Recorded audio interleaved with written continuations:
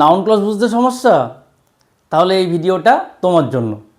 Noun clause চেনার খুব সহজ একটা উপায় আছে, দেখে নাও। Noun clause does the work of a noun.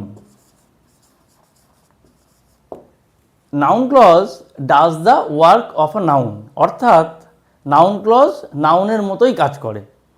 এখন আমাদের জানতে হবে যে নাউন কি কাজ করে। একদম সহজ একটা এক্সাম্পলের মাধ্যমে আমরা দেখে নেব। দেখো, আই নো রাহুল। এই আই নো রাহুল এই সেন্টেন্সের মধ্যে রাহুল নাউন। এখানে বুঝতে হবে যে নাউন রাহুলটা কি হিসাবে কাজ করছে। আমরা এখানে দেখব যে রাহুলটা অবজেক্ট হিসেবে কাজ করছে। এখন আরও একটা প্রশ্ন, যে এটা অবজেক্ট হিসেবে কাজ করছে সেটা আমরা বুঝবো কী করে? কোনো বাক্যের মধ্যে অবজেক্ট খুঁজতে হলে ভার্বকে কি বা কাকে দিয়ে প্রশ্ন করতে হবে। এই বাক্যটির ভার্ব নো, এই নো ভার্বকে কি বা কাকে দিয়ে প্রশ্ন করতে হবে। আই নো রাহুল, আমি রাহুলকে জানি। ভার্বকে প্রশ্ন করো, আমি কাকে জানি? তাহলে উত্তর আসছে রাহুল। তাহলে ভার্বকে কি বা কাকে দিয়ে প্রশ্ন করলে যেটা উত্তর পাওয়া যাবে সেটা হবে অবজেক্ট। অর্থাৎ এখানে আই নো রাহুল এই সেন্টেন্সটির মধ্যে রাহুল অবজেক্ট হিসেবে কাজ করেছে, এটা অবজেক্ট। তাহলে এবারে দেখে নেব যে ক্লজটা অবজেক্ট হিসেবে কাজ করবে সেটাই নাউন ক্লজ হবে। একদম সহজ একটা এক্সাম্পলের মাধ্যমে দেখে নেব। দেখ, I know that Rahul is honest.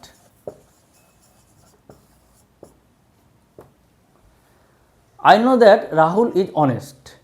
এখানে এই নো ভার্বকে কি বা কাকে দিয়ে প্রশ্ন করে দেখব কোনো উত্তর পাওয়া যায় কি না। আই নো, আমি জানি। আমি কি জানি? উত্তর আসবে এই গোটাটা, দ্যাট রাহুল ইজ অনেস্ট। তাহলে এখানে নো ভার্বকে কি দিয়ে প্রশ্ন করলে আমরা এই গোটা ক্লজটা দ্যাট রাহুল ইজ অনেস্ট উত্তর হিসেবে পেলাম। তাহলে দ্যাট রাহুল ইজ অনেস্ট এই ক্লজটা নাউন ক্লজ, কারণ এই নো ভার্বের অবজেক্ট হিসেবে যেহেতু কাজ করছে। কি দিয়ে প্রশ্ন করছি আমরা? আমি জানি। কি জানি? যে রাহুল হয় সৎ। তাহলে আমরা দেখেছি ভার্বকে কি বা কাকে দিয়ে প্রশ্ন করলে আমরা যদি উত্তর পাই তাহলে সেটা অবজেক্ট হয়। আর এই দ্যাট থেকে অনেস্ট পর্যন্ত পুরোটাই নো ভার্বের অবজেক্ট হিসেবে কাজ করছে। তাই এই ক্লজটা যেহেতু অবজেক্ট হিসেবে কাজ করছে এটি হবে noun clause.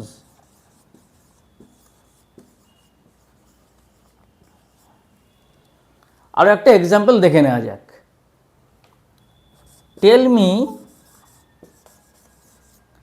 Where you live. এই সেন্টেন্সটার মধ্যে আমরা দেখব যে এই যে ভার্ব টেল, টেল মি আমাকে বলো। কি বলো? Where you live. আমরা এই ভার্বকে কি দিয়ে প্রশ্ন করলে যে উত্তরটা পাচ্ছি সেটা পাচ্ছি হোয়ার ইউ লিভ। ভার্বকে আমার এখানে যে টেল ভার্বটা আছে এর দুটো অবজেক্ট আছে। টেল কাকে বলো?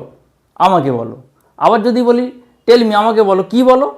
তাহলে উত্তর পাচ্ছি হোয়ার ইউ লিভ। আপাতত এই অবজেক্টটাকে আমরা ছেড়ে দিচ্ছি, এই অবজেক্টটাকে দেখছি। এখানে এই যে হোয়ার ইউ লিভ এই ক্লজটি টেল ভার্বের একটি অবজেক্ট হিসেবে কাজ করলো। আর যেহেতু এই ক্লজটি অবজেক্ট হিসেবে কাজ করলো তাই এটিও নাউন ক্লজ। নাউন শুধু অবজেক্ট হিসেবে কাজ করে এমনটা নয়, নাউন সাবজেক্ট হিসেবেও কাজ করে। অর্থাৎ যদি কোনো ডিপেন্ডেন্ট ক্লজ সাবজেক্ট হিসেবে কাজ করে তাহলে সেটিও নাউন ক্লজ হবে। দেখো, একদম এক্সাম্পলের মাধ্যমে আমরা দেখে নেব। When he will return is uncertain.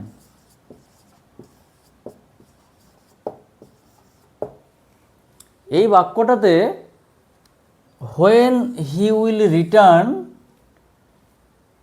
এই গোটা ক্লজটাই ইজ ভার্বের সাবজেক্ট হিসেবে কাজ করলো, তাই এটা নাউন ক্লজ। কারণ আমরা জানি যে ক্লজটা সাবজেক্ট হিসেবে কাজ করবে সেটা নাউন ক্লজ হবে।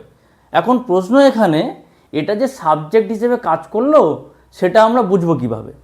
সাবজেক্ট চেনার খুব সহজ একটা উপায়, ভার্বকে, এখানে ইজ ভার্ব, ভার্বকে কে বা কি দিয়ে প্রশ্ন করতে হবে। ভার্বকে কে বা কি, হু অর হোয়াট, এই দুটো দিয়ে প্রশ্ন করতে হবে।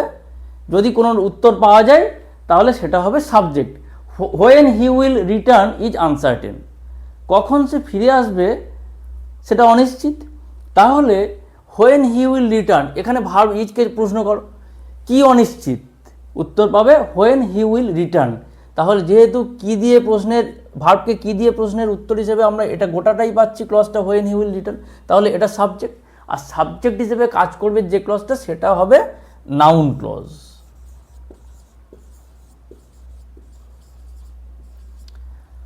আরও একটা এক্সাম্পল দেখে নিচ্ছি। What he said is true. এই সেন্টেন্সে দেখো what he said is true, is ভার্বকে আবার কি দিয়ে প্রশ্ন করো, ইজ ভার্বকে কি সত্য, উত্তর পাওয়া যাবে হোয়াট হি সেইড। তাহলে এখানেও হোয়াট হি সেইড এই ক্লজটা ইজ ভার্বের সাবজেক্ট হিসেবে কাজ করলো, আর যেহেতু সাবজেক্ট হিসেবে নাউন কাজ করে তাই এই ক্লজটাও হবে নাউন ক্লজ। নাউন তাহলে আমরা এখান থেকে দেখলাম সাবজেক্ট হিসেবে কাজ করে এবং অবজেক্ট হিসেবে কাজ করে, তাই যে ক্লজটা সাবজেক্ট হিসেবে কাজ করবে সেটাও নাউন ক্লজ হবে।